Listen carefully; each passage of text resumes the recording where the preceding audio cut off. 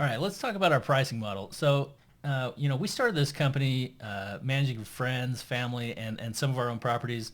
And, today, 20 years later, at Atara Property Management, we still manage a lot of those properties, including my own properties. And we run our properties on the same pricing model that we run all of our investors' properties on.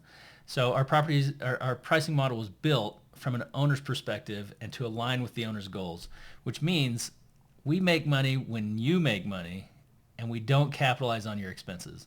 This is super important. There's a famous quote from Charlie Munger, who was an incredible investor. He was Warren Buffett's right-hand man, and the quote is, "Show me the incentive, and I will show you the outcome." And this is critical. I mean, most other property management companies have fees that work against you as a property owner. And the biggest area that I think of is when you have a turnover. You have maintenance and you have vacancies. And it's the time when it's costing you as the owner of the property the most. And no money's coming in because you're vacant.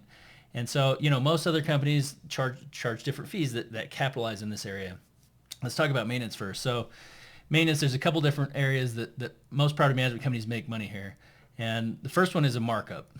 In other words, they just add on, let's say 10% or 15%, whatever they choose, they'll just add on to the cost of that maintenance expense. So if a bill comes in from a vendor that's for $100, they'll charge you $110, right, or $115. And so that's a markup. And the thing about that one is they don't always disclose that right on their website. It's not in your face in their pricing model, but it should be, hopefully, in their management agreement disclosed there. And so they have a straight markup. The other one that you see quite a bit is they just charge a maintenance coordination fee, and it's typically like a flat rate for each work order that happens, right? And that one doesn't sound as bad, but let me tell you why I don't love that one. So they make money every time you have a work order. So if I'm doing my job correctly as a property management company, we're actually trying to eliminate work orders, eliminate maintenance requests before they become work orders. And just an example of that is if a tenant calls in and says, "Hey, my garbage disposal isn't working," instead of immediately putting in a work order and sending out a plumber or a handyman, we'll do a little bit of triage and diagnosing with that tenant. So we have some already pre-built stuff for all those kind of common work orders that we'll immediately send them some information saying, "Hey, try this first." For example, a garbage disposal, lots of time it's that little red button on the bottom of the disposal. It's just like a reset button, right? It's like an internal breaker for that thing. And if they press that button, it works. Now there's some steps we walk through to diagnose if that's it, or if the blades are stuck, and give them some ways to fix that easily. So that's just one example. And this happens all the time. So we are trying to eliminate work orders. Now, if a property management company is charging those maintenance markups or or the per work order fee, what are they incentivized for? They make more money if your expenses are higher or you have more work orders, right? So I don't love that. So the next one is a vacancy, right? So that's the hardest time as a property owner is when your property is vacant, there's no money coming in.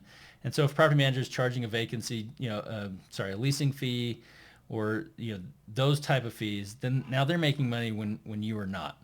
Now combine the two, when you have a turnover and a tenant moves out, and typically when they do, there's some work that needs to be done. So there's the turnover cost, the maintenance cost there, and then the leasing.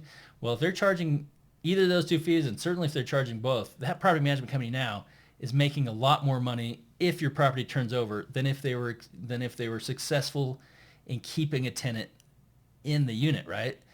And so for us, we've made our pricing so that we are incentivized to keep your property full, to renew with good tenants, right? And that's just so important. As a property owner, I need my property manager to be aligned there, because that's my biggest expense, is a turnover and a vacancy. So again, our pricing model is meant to be in line with your goals as a property owner. We make money when you make money, and we do not capitalize on your expenses. And that is super important to me, both as a property management company owner and as a property investor.